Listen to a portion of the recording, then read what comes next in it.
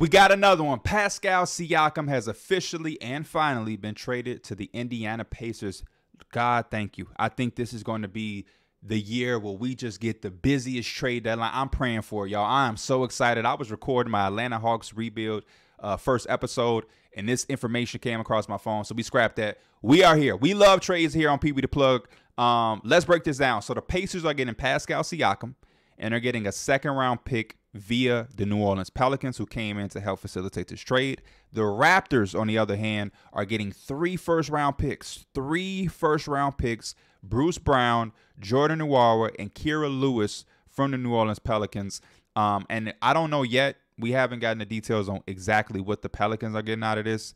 Maybe they just said, hey, we'll throw in a second-round pick, and y'all can have Kira Lewis and just give us some scraps or something like that. The 3 first-round picks that the Raptors are getting, they're getting a 2024 first-round pick that comes from Indiana. And they're going to be getting another 2024 first-round pick. That'll be the worst from like the OKC, the Clippers, the Utah Jazz. Who else is involved into this trade? The Clippers, the Rockets. There's like 4 teams tied into this first-round pick. Whichever one is the worst one, the Raptors will get. And then they also get a 2026 first-round pick via the Indiana Pacers as well. My first reaction to this is a round of applause for Masai Ujiri. Normally, when players are on the last year of their contracts and there's uncertainty of what they're going to do as far as extension talk if they are moved, it's not a lot of draft capital there. You know, you may throw some players in there who can come in and play rotational minutes. You may get a young player that you kind of aren't that sure about. You know, you might get something like that. Maybe player heavy to make the money match and somebody that's intriguing, and then 1 first-round pick. But normally, you don't see somebody getting 3 first-round picks. I know it said in the report, Pascal is excited about the deal to the Pacers and is expected to be eager to work out a new contract with the franchise this summer. So maybe they were just like, hey, since he's eager and we're going to work it out this summer, we'll do it. But to me, and with NBA players and their agents, eager is different from we're going to do it. You know what I'm saying? Like, and I'm not doubting Pascal. Maybe he will resign. You know what I mean? Maybe they got an under the table thing where he wink, wink, I'm going to sign. I don't know. But, you know, you never know with NBA players, man. One day they say, yeah, I'm happy to be here. And then, you know, the next 3 months don't work out. And he's like, yeah, you know what? Peace. I'm out. I don't know. But I do love this for Masai Ujiri and the Toronto Raptors. Again, the 3 first-round picks are going to be huge for them. They're in a certain direction where I think they won the trade deadline or this trade season, because the OG trade got them back half of what you need for rebuild, which was players. They got them back players that they can play right now and create a core around their now face guy, which is Scotty Barnes. Emmanuel Quickley, in my mind, is one of the best complementary point guards that you were going to find to pair with Scotty Barnes. I think R.J. Barrett, now that he's home, hopefully he can have some rejuvenation in his game. But even if he doesn't, you just take R.J. for what he is. He's a solid wing there to have in that core, with Scotty as your number 1. Hopefully Emmanuel Quickley is your number 2. And now you have RJ there to complement all of that. And on some nights, he can be an all-star level wing on some nights. Now, in this other trade with the Pacers, you get the other part you need for a rebuild / retutelage or whatever, which is the draft capital. And now you can use that draft capital to draft your own players. Maybe you facilitate another trade down the line. Who knows? But it just gives you an abundance of options in the next phase of this franchise. And I think that's a win for a franchise who is entering something new and exiting something that had given them a championship in their previous stage. You know, OG was a part of that. Fred was a part of that. Norman Powell was a part of that. Pascal was a part of that. Kyle Lowry was a part. I know he went years ago, but Kyle Lowry was a part of that. You know, Nick Nurse, who coached last year and is now with the 76, he was a part. So you're exiting that. You're washing your hands with that. You're letting that fully go.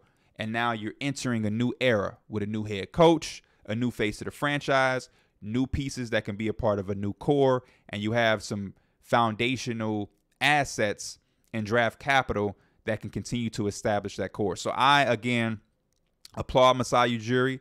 If I am a Raptors fan, I'm feeling real good. I'm feeling happy. I'm confident about the direction of this team, and we could take this deep, exhale of like, okay, that is over with. We're done.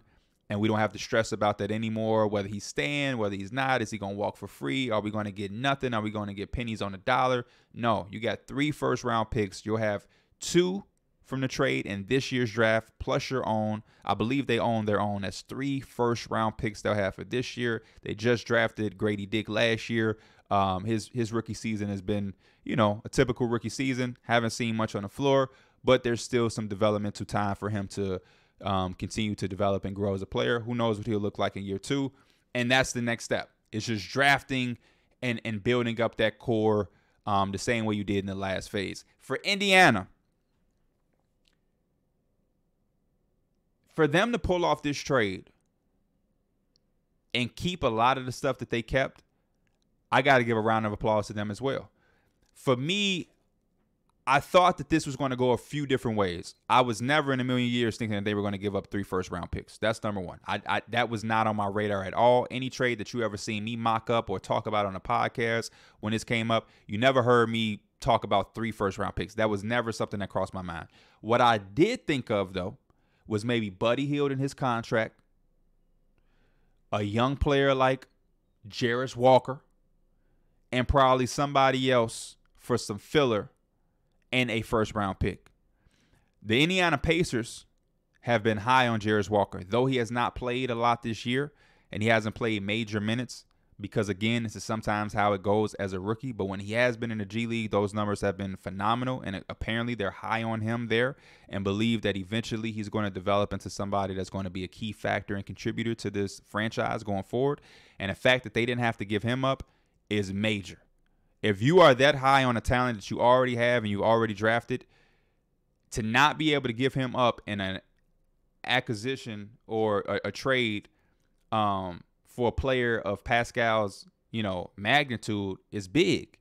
I never thought that they would be able to pull this trade off without giving up Jarris Walker. Now, again, they did give up 3 first-round picks. So it's like 3 first-round picks, Jarris Walker.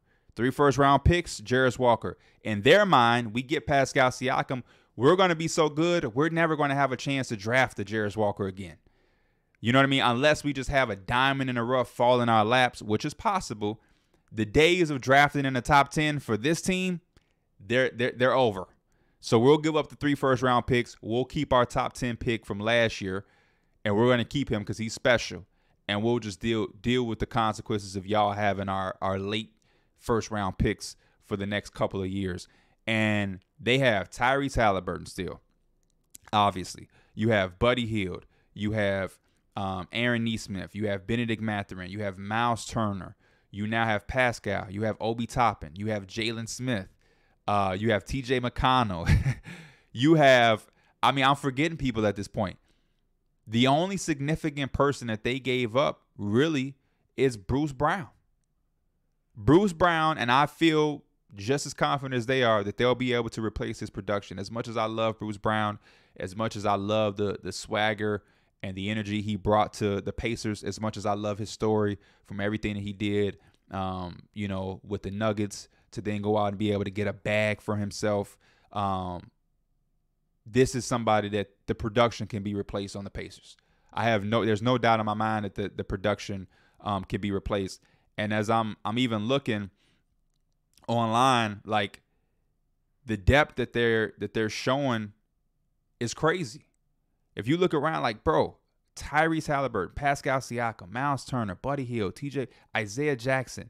I got somebody tweet, Underdog Fantasy, shout out to them. They tweeted out their depth chart. Halliburton. Oh, I forgot Nembhard because he's been hurt. They got Halliburton at the 1, Nembhard at the 2, Nesmith at the 3, Siakam at the 4, Turner at the 5. This is just projected. There's a lot of different things that they could do. I think you can go Halliburton, Buddy Hield, Aaron Nesmith, Siakam, and Turner, and you can have Nembhard and Mathurin and McConnell off the bench. You got Obi Toppin. Like, there's just so many. My mind can't fathom the way that this team has just reshaped itself. And I love Pascal Siakam on this Pacers team because, again, we know what he can do in transition. That's how he caught our eyes back in his first early days with Toronto. Really good in transition, getting out and finishing in transition. But half court, The next phase for the Pacers is playoff basketball. And in the playoffs, we always know and understand that the game slows down. It becomes more half-court based. Obviously, the Pacers are going to be able to keep their tempo in certain times and certain stretches of the game. They're going to look to push it in transition in every chance that they can get. But there are going to be certain moments and certain times where they are going to have to slow it down, play half-court basketball, and I think Pascal Siakam gives them that. It gives them another player who can really be effective in half-court basketball play.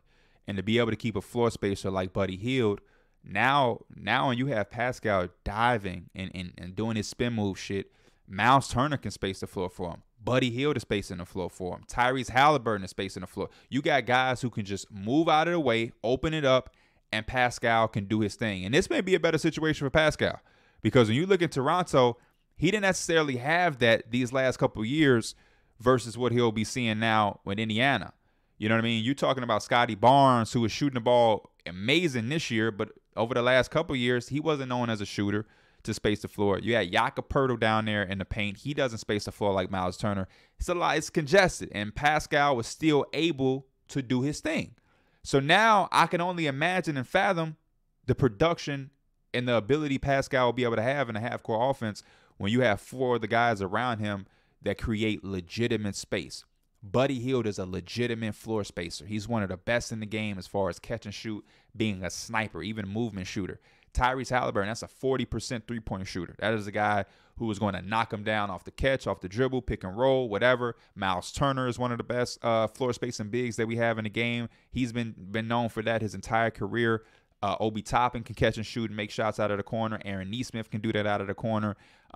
They just have guys that are going to be able to space that floor for Pascal, and I am so intrigued and ready to see how he is able to utilize that space in the half-court offense. And I already know what it's going to look like in transition. That's Showtime basketball there. So the Pacers are now a legitimate team. They just made a move to continue to be a legitimate playoff threat. Now, as far as championship contention, we will see, because at the top of the East is real deal basketball. We talking about the Celtics, the Sixers, the Bucks. You know what I mean? Those are the real deal top three. Miami, you still have to respect Miami, even though I think Miami may be just a tad bit behind those three, but they're still respected.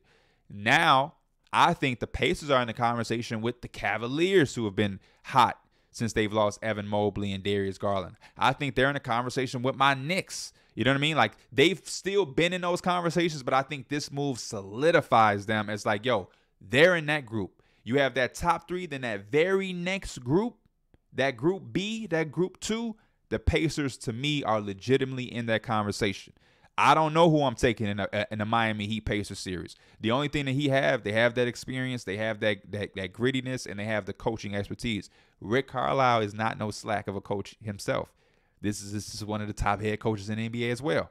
You know what I mean? So the Pacers versus the Knicks. I'm a Knicks fan. I'm a root for my Knicks. The Pacers are a legitimate threat. Pacers against the Cavs. That might be the primetime matchup that I'm hoping for. A healthy Cavaliers team against a healthy Pacers team. That may be oh my gosh. Halliburton, Donovan Mitchell, Pascal, Evan Mobley, Jared Allen, Miles Turner, like Darius Garland, whoever else you want to put out there. Darius Garland is a real deal. I don't want to just, Darius Garland, Benedict Mather, whatever. I don't know. But that, to me, on paper, Max Strus, Buddy Hield, the floor spacers, oh, man. The Pacers have the depth. They have the depth advantage. But I would love that matchup. Pascal Siakam versus Julius Randle. Tyrese Halliburton versus Jalen Brunson.